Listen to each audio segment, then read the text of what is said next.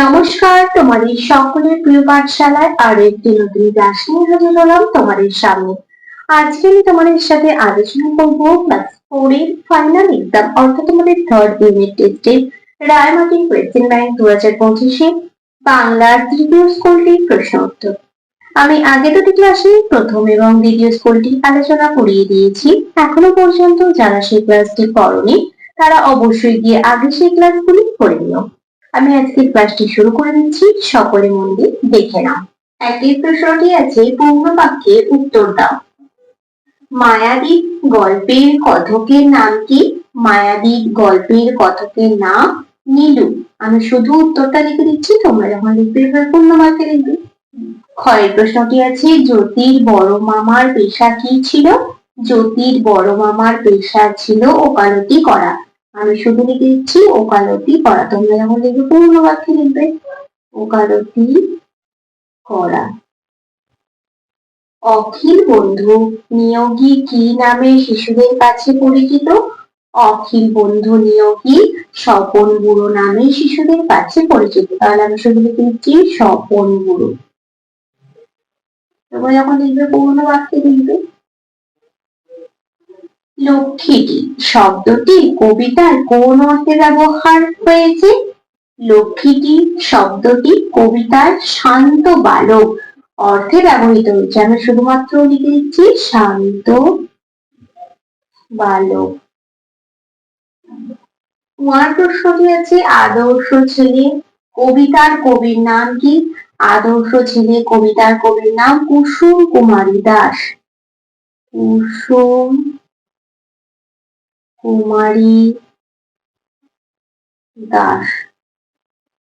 পরের প্রশ্নটি বলেছে, গান গেয়ে কারা ডাকে?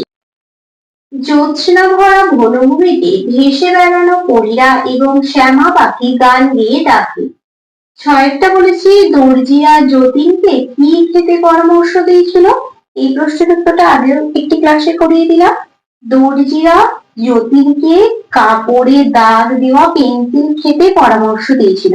আমি শুধু এখানে লিখে দিচ্ছি কাপড়ে দাগ দেওয়া পেন্সিল খেতে পরামর্শ দিয়েছিল, এটা লিখবে তোমরা। তারপরে পরিচয়টা বলেছে, পিংলা নদীর মাঝের সেই দ্বীপে সবচেয়ে লম্বা গাছটি কি ছিল? সবচেয়ে লম্বা গাছটি কোন গাছটি ছিল? শিমুল গাছ। শিমুল গাছ। নদীর জলে কাদের ডুব দিতে দেখা যাচ্ছে? তোমরা এইভাবে লিখবে, নদীর জলে শুশুকদের ডুব দিতে দেখা যাচ্ছে। এবার পূর্ণ বাক্যে লিখবে। আমি শুধুমাত্র উত্তরটা লিখে দিচ্ছি শুশুকদের। শুশুকদের। ছোট কাকা কথককে মারমেডদের সম্পর্কে কি জানিয়েছিলেন?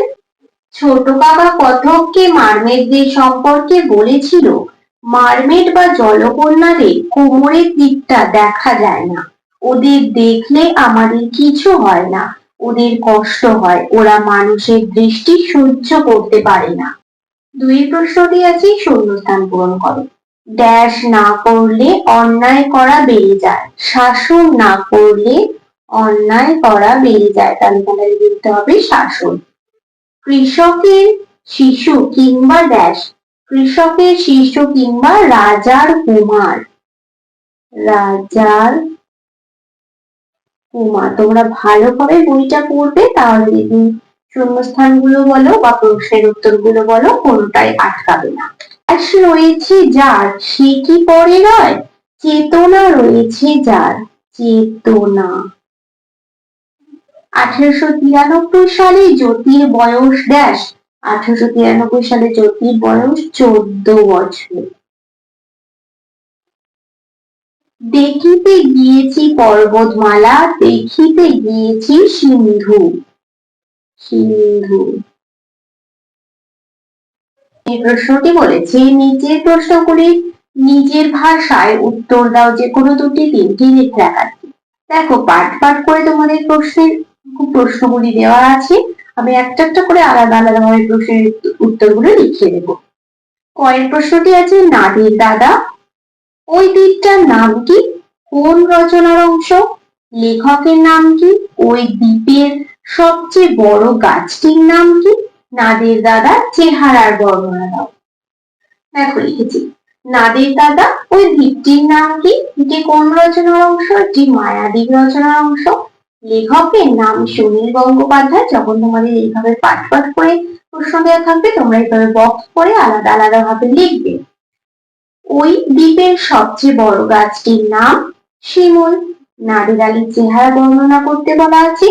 নাদের আলীর মাথায় ছাকড়া ছাকড়া চুল, গালে কাঁচা পাকা দাড়ি এবং ঠোঁটে সবসময় হাসি লেগেই থাকতো। ক্ষয়ের প্রশ্নটি আছে মনে থাকে যেন, একটুও লাফাবে না, একটাও সিঁড়ি ডিঙোবে না। এটি কোন রচনার অংশ? লেখকের নাম কি?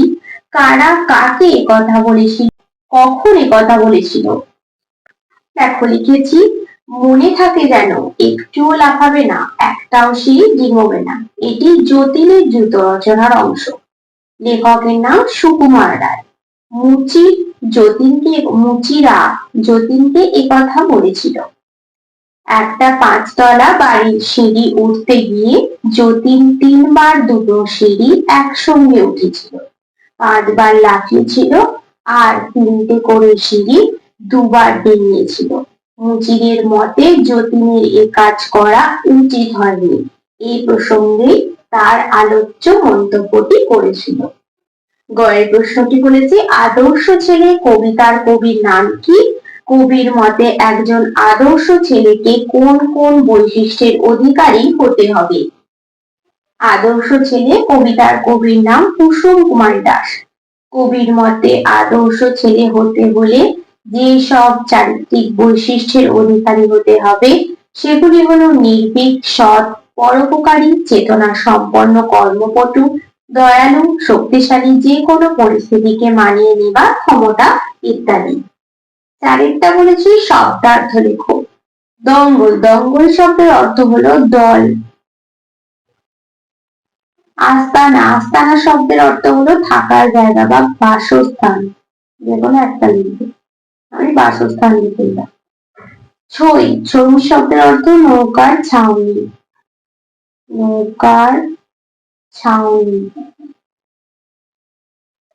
নিশানা, নিশানা শব্দের অর্থ নিদর্শন।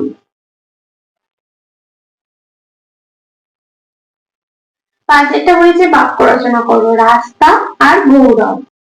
দেখো লিখেছি রাস্তা, গ্রামের রাস্তা কাঁচা হয়, আর গৌরব রবীন্দ্রনাথ ঠাকুর বাঙালির গৌরব। ছয়েরটা বলেছি সন্ধি বিচ্ছেদ করো। সীমান্ত আর বিদ্যালয়। প্রথম সীমান্তটা লিখে দিচ্ছি, সীমা যোগ অন্ত সমান সীমান্ত, আর বিদ্যালয় বিদ্যা যোগ আলয় সমান বিদ্যালয়। সাতেরটা বলেছি লিঙ্গ পরিবর্তন করো। লেখিকা কি হয়ে যাবে? লেখক। লেখক। আর দাদা কি হয়ে যাবে? দিদি।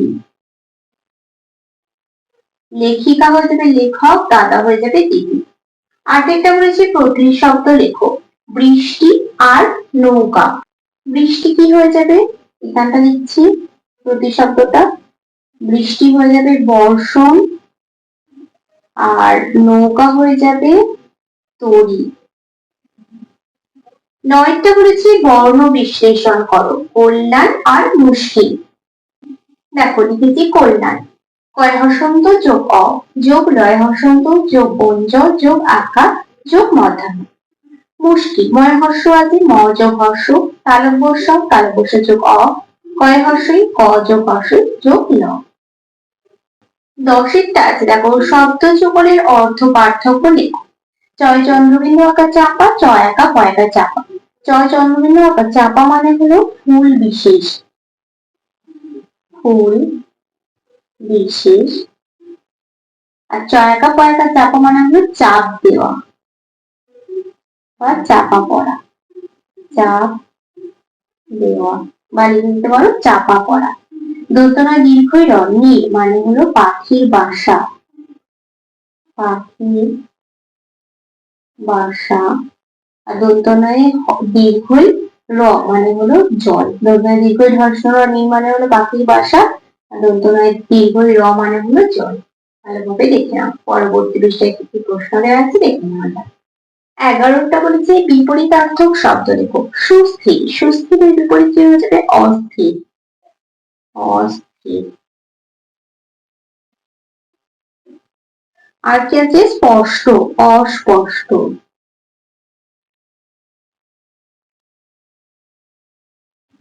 12টা বলেছে অনুচ্ছেদ লেখো। শিক্ষক দিবস অথবা ভারতের জাতীয় পশু। আমি শিক্ষক দিবস লিখে দিচ্ছি, দেখুন।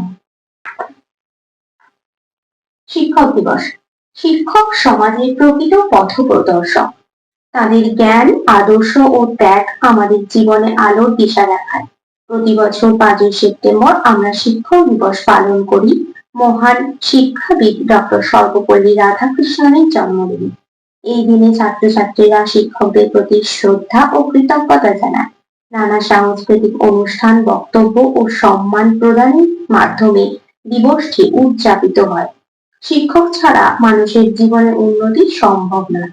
তাই শিক্ষক দিবস আমাদের মনে করিয়ে দেয় শিক্ষকের মর্যাদা রক্ষা ও তাদের সম্মান প্রদর্শন আমাদের সকলেরই কর্তব্য।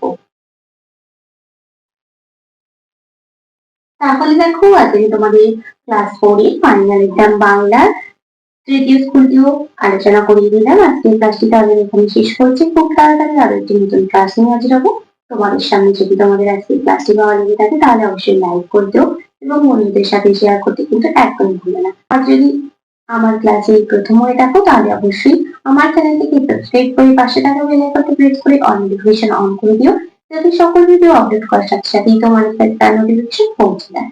সকলে সুস্থ থাকবে, স্বাভাবিক থাকবে। সকলকে অসংখ্য ধন্যবাদ।